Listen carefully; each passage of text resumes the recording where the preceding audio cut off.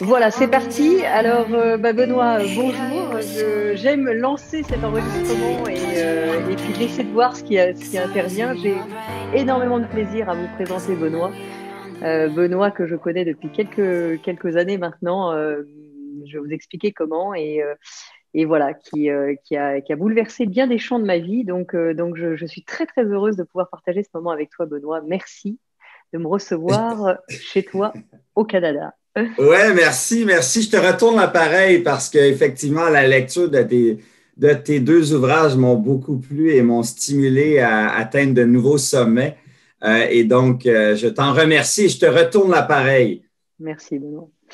Si tu devais te présenter en quelques phrases, tu dirais quoi de toi? Je suis très coloré.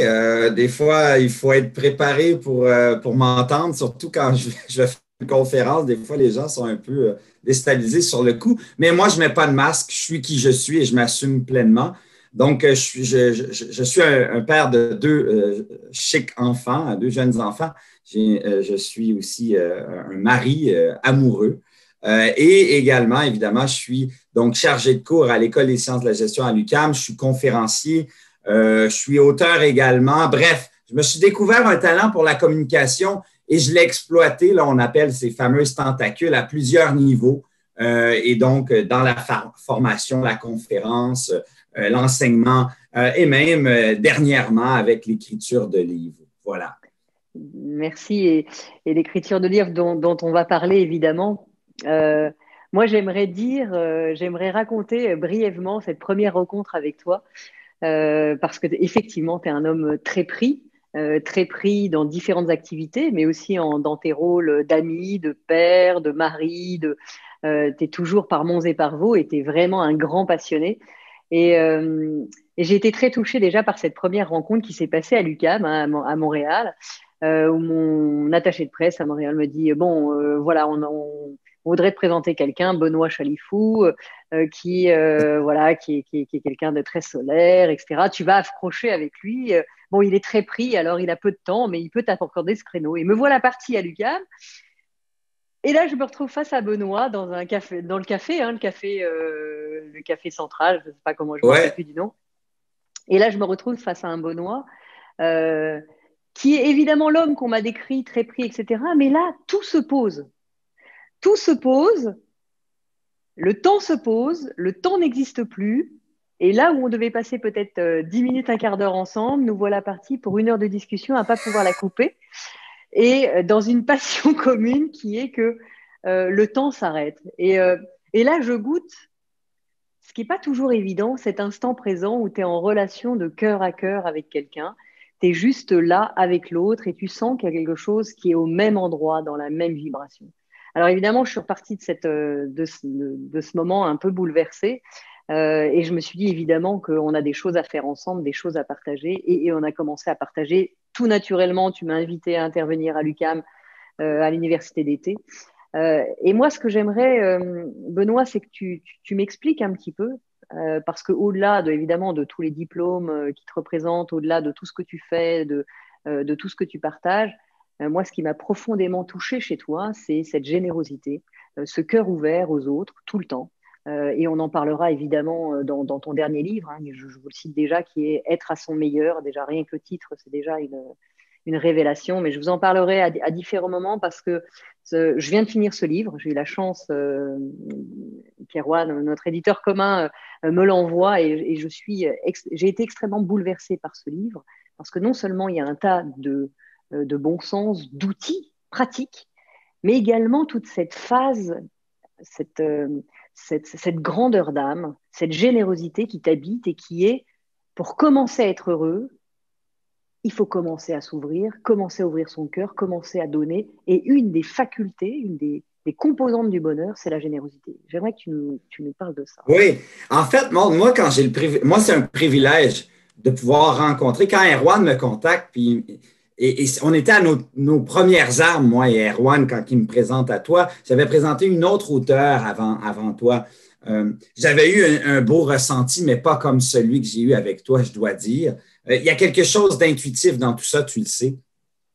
Et quand je t'ai rencontré, effectivement, le temps s'arrête et c'est peut-être pour ça que je suis si pris, c'est que je prends toujours du retard sur mes rendez-vous. Et donc, un rendez-vous qui devait prendre 15 minutes en a pris 1 heure et évidemment, ça a décalé tous mes autres rendez-vous, mais il fallait que je le fasse et c'est mon ressenti qui a parlé. Et moi, quand je vois quelqu'un comme toi avec une âme qui me ressemble, du moins de ce que j'avais comme intuition, après, ça a été confirmé avec le temps. Mais c'est comment je peux bâtir un pont avec Maude.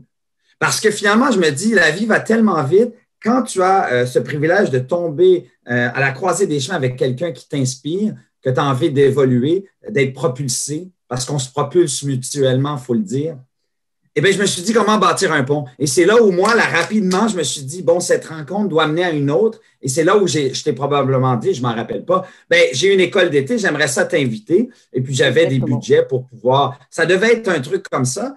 Et après, je me suis dit, c'est sûr que je la revois. Et c'était ma manière de dire, il y aura une partie 2 et une amitié qui va s'installer tranquillement, qui va fleurir. Donc, c'est un peu l'idée. La générosité attire la générosité. C'est un geste très généreux, mais également très égoïste. Parce que moi, j'avais envie aussi, de mon côté, d'apprendre à te connaître davantage. C'était un privilège de t'avoir dans mon cercle d'amis.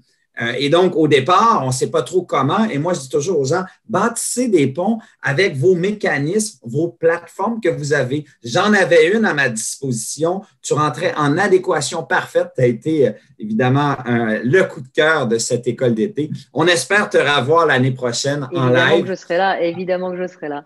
Mais vois-tu, donc c'est un peu cette idée. Mais c'est ces ponts-là qui m'intéressent vraiment parce que je crois que je pense la même chose que toi.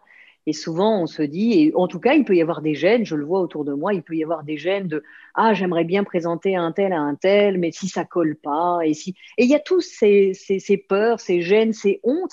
Et toi, ce que tu es en train de dire, c'est au contraire, tout le contraire. C'est on crée les ponts, on voit ce qui se passe, parce que finalement, le non en face n'est pas grave. Si je t'avais dit, bah non, je ne peux pas venir à l'université, il n'y a pas de problème. Tu auras trouvé d'autres personnes qui seront ravies d'y aller à ma place. Mais tu tends tout de suite la perche, alors que tu ne me connais pas, tu fais attention, et ça, c'est un des thèmes récurrents dans ce que je peux faire. Tu fais tout de suite appel à ton intuition. Ok, je ne la connais pas, cette fille, mais il y a un truc qui passe, il y a une vibration qui passe, on est un peu dans la même vibration. Je tente le truc. Et tu crées le pont immédiatement, et immédiatement dans ta tête, tu vas dire, tiens, comment je peux faire pour générer ça et créer ça. Et toi, c'est le propre de ce que tu fais. Moi, je t'ai vu intervenir à des conférences. Alors, il faut savoir que Benoît à une conférence, j'ai jamais vu ça. C'est-à-dire qu'il y a une énergie. Benoît, c'est le profil même de la personne qui, dans son humilité, je peux dire ça de toi, tu es quelqu'un extrêmement humble par tout ce que tu fais. Vraiment, tu gardes une humilité incroyable. Tu es vraiment un exemple pour ça. Mais de par son humilité, est capable de tout faire sur scène jusqu'à monter sur une chaise, balancer la chaise. C'est juste génial. Il se passe voilà, il y a une énergie qui est extraordinaire en toi. Mais je veux rajouter 2 choses. La première, sur la première partie que tu as évoquée, il y a quand même un lien qui nous rejoignait. À l'époque, je disais oui à tout, n'importe comment, n'importe quand.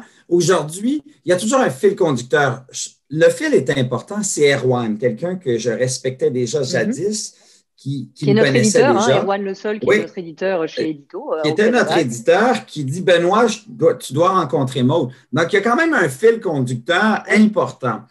Avant, je disais oui à tout, et souvent, je me rendais compte que je perdais du temps parce que les gens n'étaient pas en adéquation au diapason avec qui j'étais, mes valeurs. Ce fil conducteur est important parce qu'il nous accélère le temps, qui nous manque tant. Et après ça, c'est mon intuition qui a laissé place à cette collaboration qui a mené à une amitié. Donc, c'est la première chose, le fil conducteur est important. Et le deuxième élément que je veux partager, c'est que moi, je m'assume pleinement, Maude. Là, présentement, je te parle comme je te parle parce que je suis comme ça. Parce je ne vais pas commencer à réduire. Dans la vie naturelle, tu es naturel comme tu es. Là, exactement. Ouais. Donc, je ne mettrai pas de masque, je m'assume. Des fois, je vais partager des conférences, par exemple, au Japon. Je peux vous dire, au Japon, là, je ne mets pas de masque, mais ça peut déstabiliser plus d'un. Mais même en France et même au Canada, enfin même au Québec. Partout, mais bon, le Japon sont reconnus pour leur sensibilité sensorielle. Oui. Et puis voilà, mais je ne mets pas de masque, je m'assume. Et ça, c'est un message qu'on veut dire à ta communauté. Il faut arrêter de mettre des masques. Il faut s'assumer pleinement avec qui on est. Eh oui, mais comment on fait? Parce que toi, c'est naturel chez toi, tu es toi-même, mais comment concrètement, si tu devais donner une ou deux clés pour justement s'assumer pleinement? Parce que on dit s'assumer pleinement, mais quand il s'agit d'être devant les autres, quand il s'agit d'être, bon, toi, tu es sur scène, moi aussi, c'est pas si simple que ça, que d'enlever un petit peu les costumes qu'on a mis de père, de chef d'entreprise, de professeurs, d'étudiants, enfin peu importe, quelles que soient nos couches, bah, on met des couches, mais on ne sait plus très bien qui on est. Comment on fait pour justement s'assumer complètement? Oui. Comment tu Ben fais, toi? écoute, première équation qui me vient en tête, puis après ça, je vais te donner quelques clés qui me Mm. fonctionnent bien, je crois. La première chose, c'est de découvrir avec le temps cet équilibre tellement délicat entre la confiance en soi et l'humilité. C'est Ok. très délicat, là, cette histoire-là de confiance en soi qui ne doit pas se transformer en ego surmesuré avec une humilité dosée. Donc, il y a tout Génial. ça. Et le résultat, c'est ça, c'est de trouver cet équilibre qui vous va bien. Maintenant, pour y arriver, je pense qu'une des clés, c'est d'apprendre à se connaître soi-même. Et ça, c'est un travail à tous les instants. Souvent, les gens disent, comment ça, Benoît, les gens ont tant de difficultés à semer de la compassion. Je dis parce qu'en général, ils n'ont pas appris à se faire de l'autocompassion. Un exemple. Comment ça, les gens ont de la difficulté à aimer les autres? Bien, parce qu'ils n'ont pas appris à s'aimer en premier lieu. C'est un cercle vertueux ou vicieux selon comment tu... avant de donner du temps à Maud, je dois me donner du temps, etc., etc. Donc, c'est d'apprendre à se connaître façon 180 degrés. Et après ça, moi, une de mes clés qui m'inspire beaucoup, c'est de m'entourer de meilleures personnes que moi. Maude, ma douce moitié que tu as rencontrée, je pense, ma femme, des amis, des mentors, des gens qui sont meilleurs que moi dans des facettes précises. Et ce faisant, ça me propulse à être une meilleure version de moi-même à chaque jour. Quand je dis être à son meilleur, c'est pas d'être le meilleur, c'est d'être chaque jour une meilleure version de qui on est. Complètement. Complètement. Donc, c'est un peu les clés.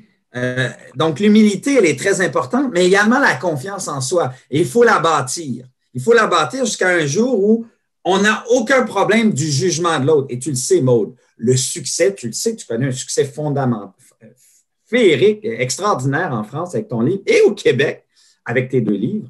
Le succès, il faut être prêt à se faire des ennemis, dans le sens qu'il y en a toujours qui vont vouloir te vouloir du mal. Dès que tu as du succès, il y a la jalousie qui embarque. Et quand tu as de l'humilité et la confiance en toi, ça t'effrôle presque. En fait, ça ne te parle pas, ça. En fait, à la rigueur, tu te dis comment je peux les aider, ces gens-là. Ouais, Parce c'est qu'ils vrai. parlent tu vois, tu es Ouais, tellement rendu. Comment tu leur en veux même pas. Ce que tu veux, c'est les aider. c'est juste. Et quand tu es rendu à ce niveau-là, c'est parce que justement, tu es en pleine confiance, rempli d'humilité. Tu disais quelque chose et je rebondis sur quelque chose de très important qui est d'aller s'inspirer des personnes meilleures que soi, meilleures dans certains domaines. Et il n'est pas question de comparaison, hein, c'est pas ce que tu étais en Non. train de dire. Au contraire, c'est plutôt des personnes voilà, qui me font du bien, des personnes qui m'élèvent, des personnes qui m'inspirent sur telle et telle chose.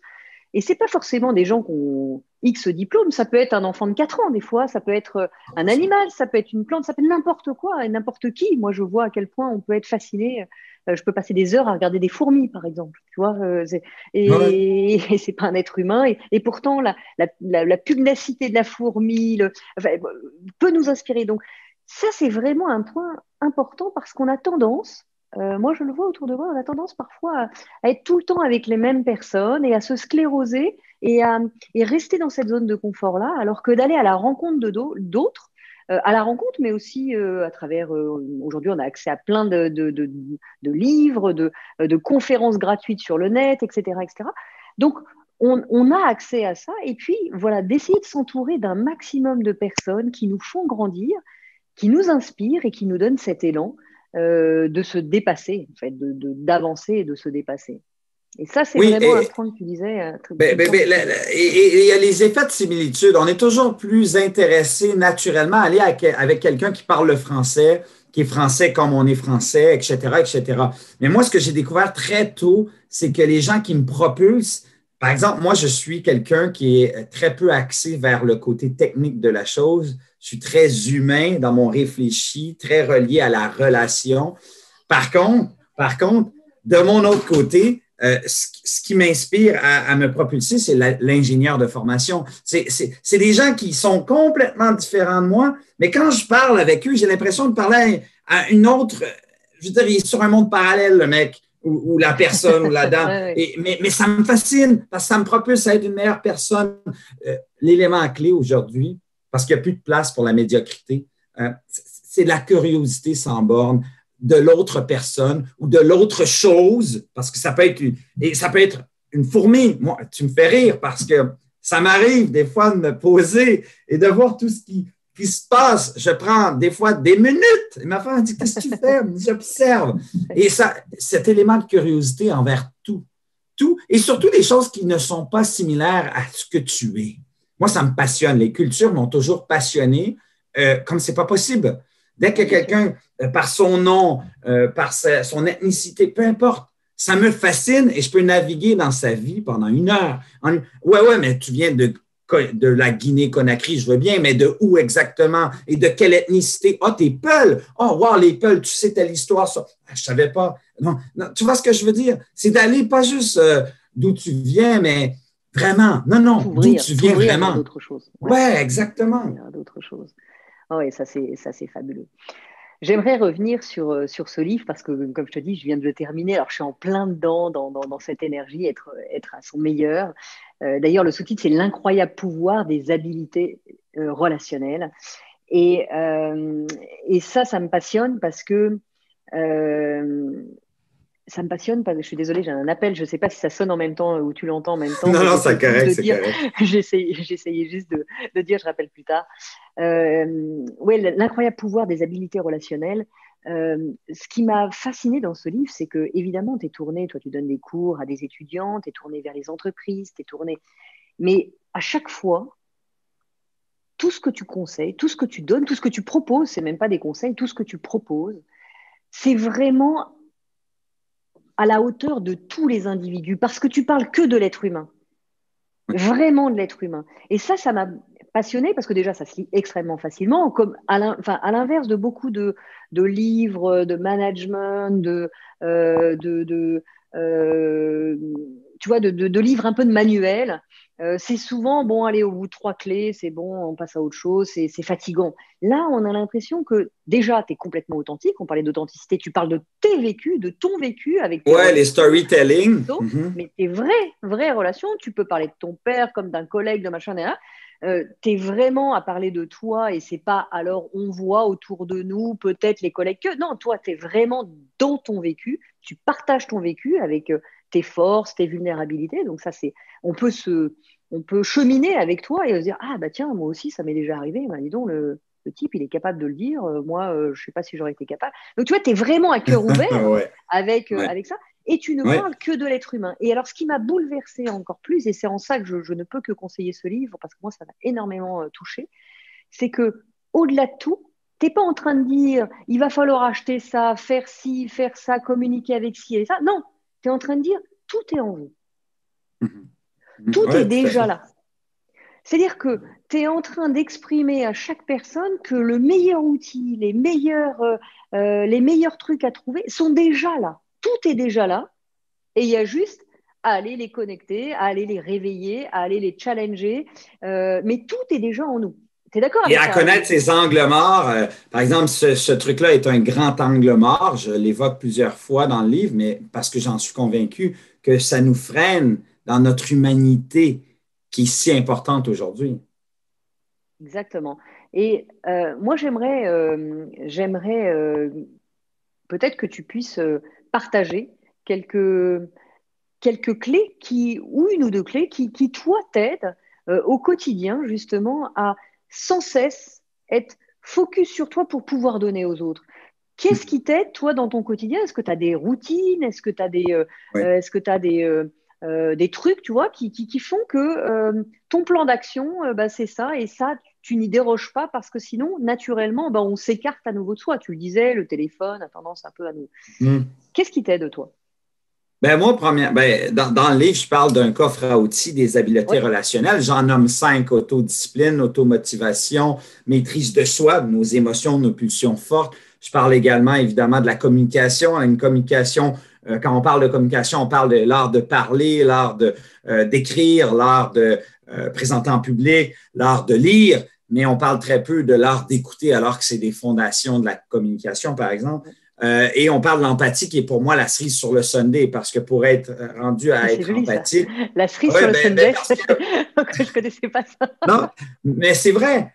C'est pour moi, dans les habiletés relationnelles, l'empathie et la compassion, c'est la finalité de nos habiletés relationnelles, parce qu'il y a tout un travail avant pour y arriver. C'est pour ça que c'est la dernière dans ce coffre à outils.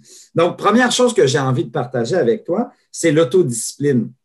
Parce que souvent, les gens disent, Benoît, tu as fait un coffre à outils d'habileté relationnelle et tu nous parles d'autodiscipline. Qu'est-ce que ça vient faire là? Mais je leur dis, avant d'être en relation avec les autres, il faut être en relation avec soi-même.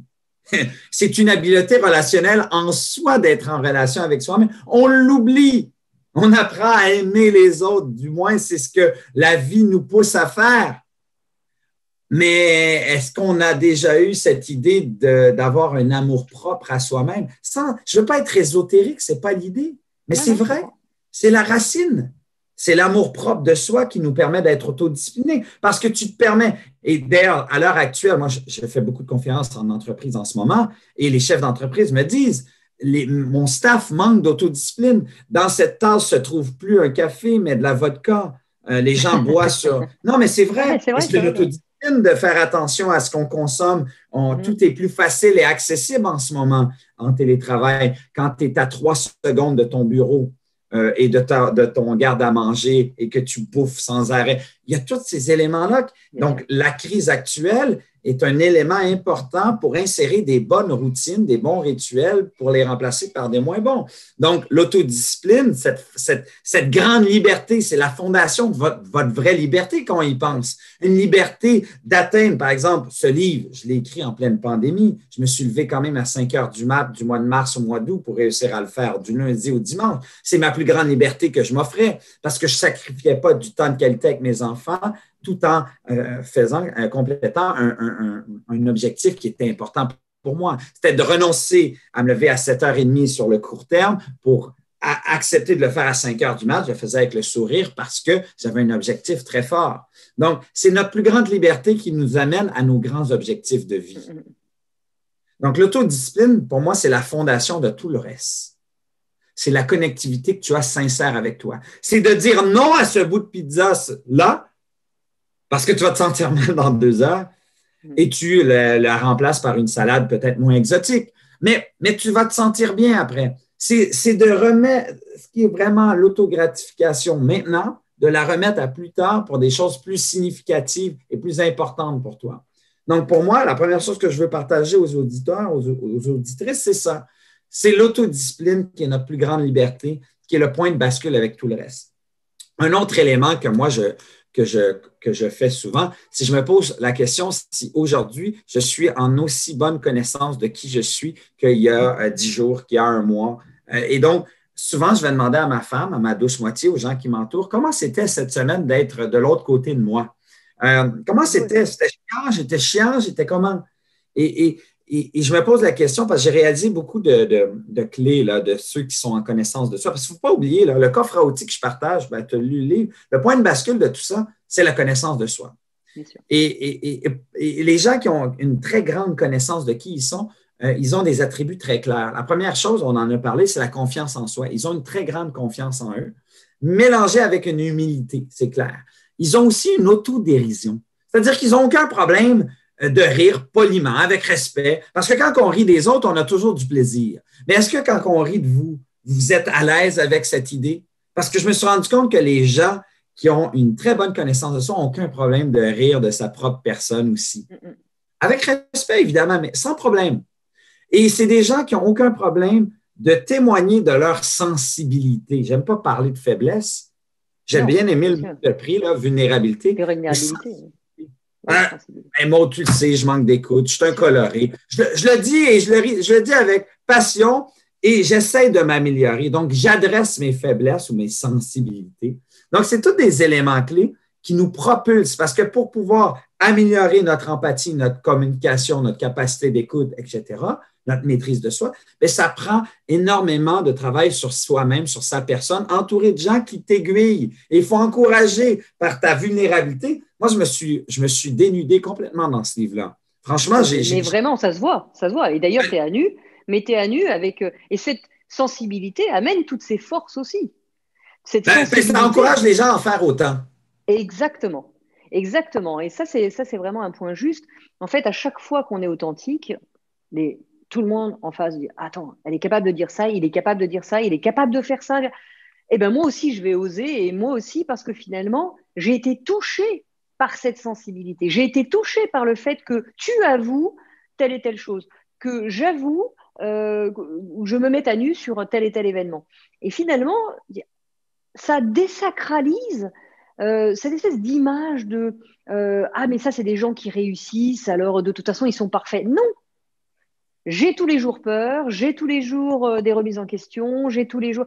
Et le simple fait de le dire, ben, ça permet à chacun de se dire je suis juste normal, quoi, et tout va bien Ouais. avec ça.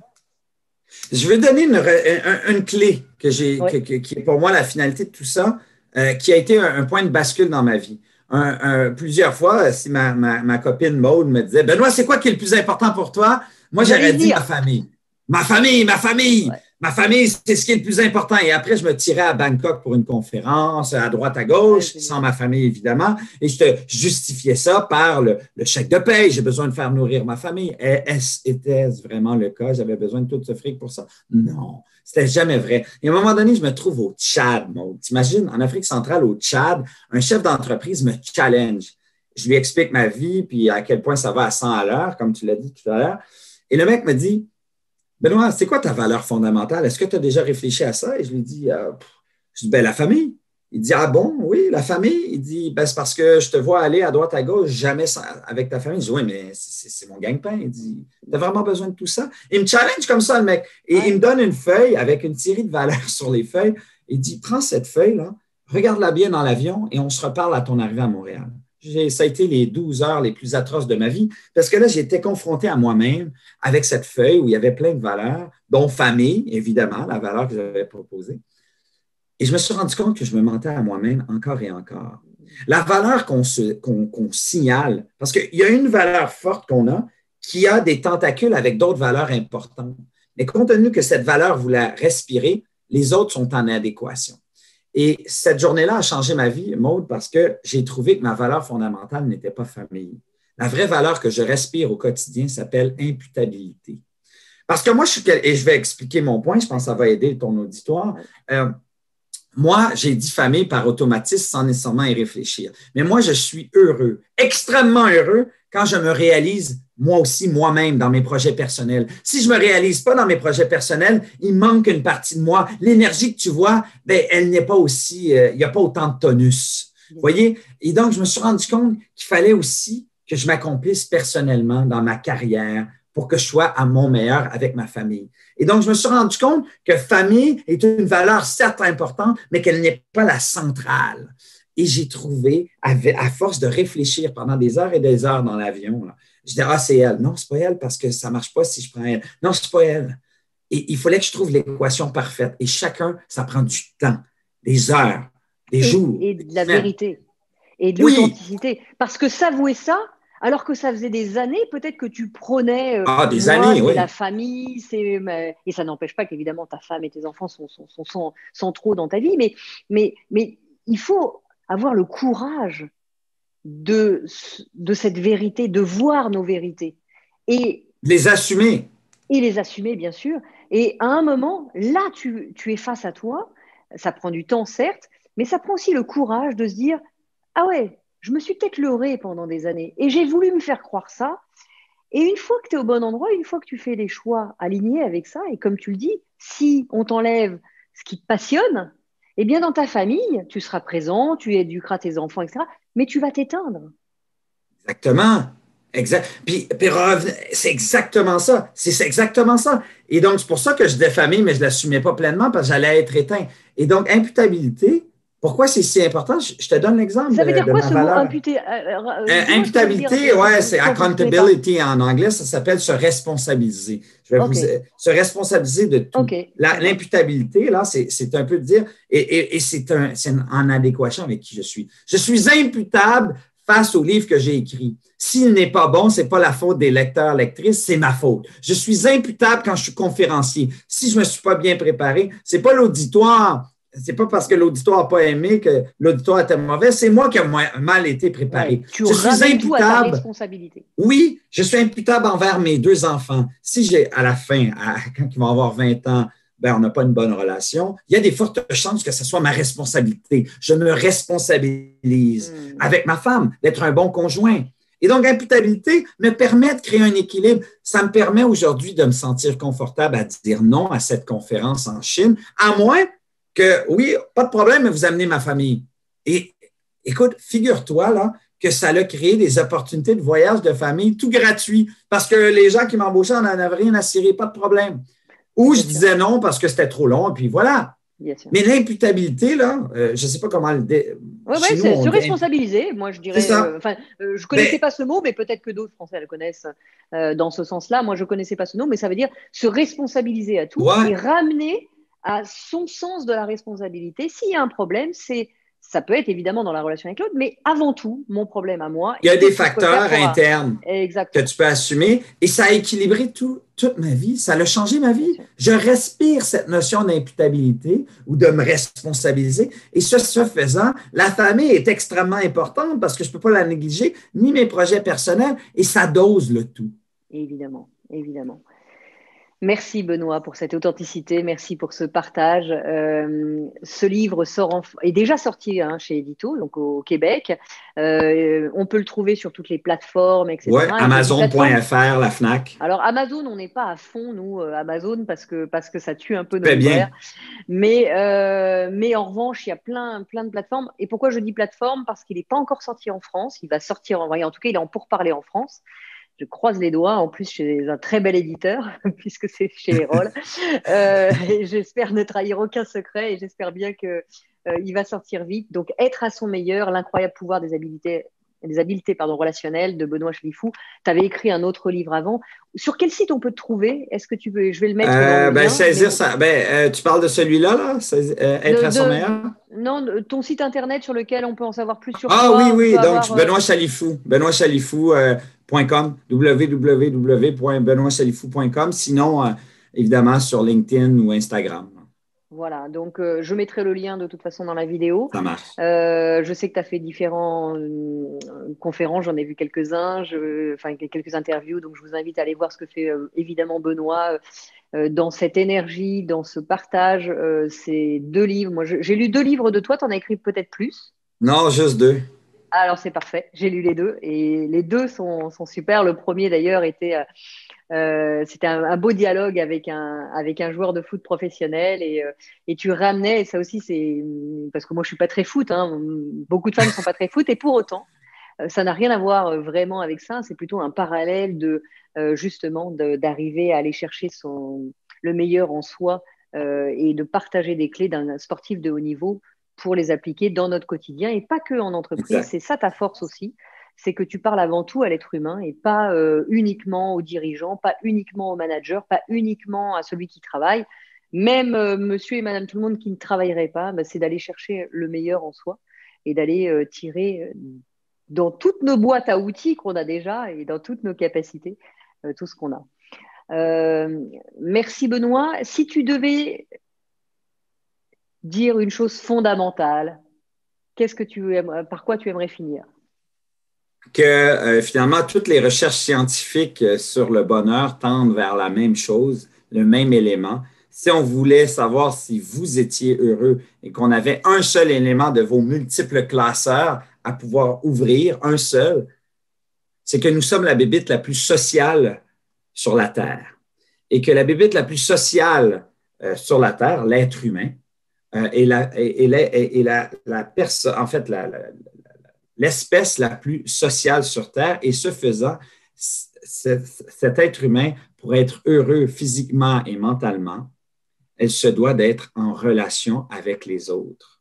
Et la relation aujourd'hui, elle est challengée avec la pandémie actuelle. Mais elle n'a jamais été aussi important que maintenant d'être en véritable relation avec les autres. Et donc, on aura probablement moins de relations, mais les relations que nous avons doivent être encore plus intenses, appelées. Donc, pour moi, c'est la relation. Pour ça, c'est l'incroyable pouvoir des habiletés relationnelles. La relation n'a jamais été aussi importante que maintenant. Et avec cette pandémie, on est challengé face à ça. Sans vouloir être morbide, la solitude, elle tue. Elle est très toxique. Bien sûr. Donc, il faut faire attention. Sociaux, bien sûr. Donc, c'est ce que j'ai envie de partager. Les relations et la qualité et l'intensité de vos relations ont une importance importante en ce moment, beaucoup plus qu'on puisse l'imaginer. Merci à toi, merci pour ta générosité, merci pour qui tu es. Tu es vraiment une personne solaire, tu apportes vraiment. Moi, des fois, je me dis, le simple fait de t'appeler un quart d'heure et déjà, j'ai de la pêche ça me redynamise pour je te retourne l'appareil, Maud. Je te retourne tellement l'appareil parce que c'est similaire. J'ai tellement hâte de te revoir, tu n'as pas idée. Et moi aussi. Je t'embrasse très, très fort. Merci d'avoir partagé ce moment avec nous et je te dis à très bientôt. Vivement que les frontières se réouvrent, que les avions fonctionnent et à très vite à Paris. Moi, je reviendrai vite au Québec aussi. C'est clair. Je t'embrasse fort, t'embrasse toute ta petite famille. À très bientôt. Merci tellement. À bientôt. Je t'embrasse. Bye.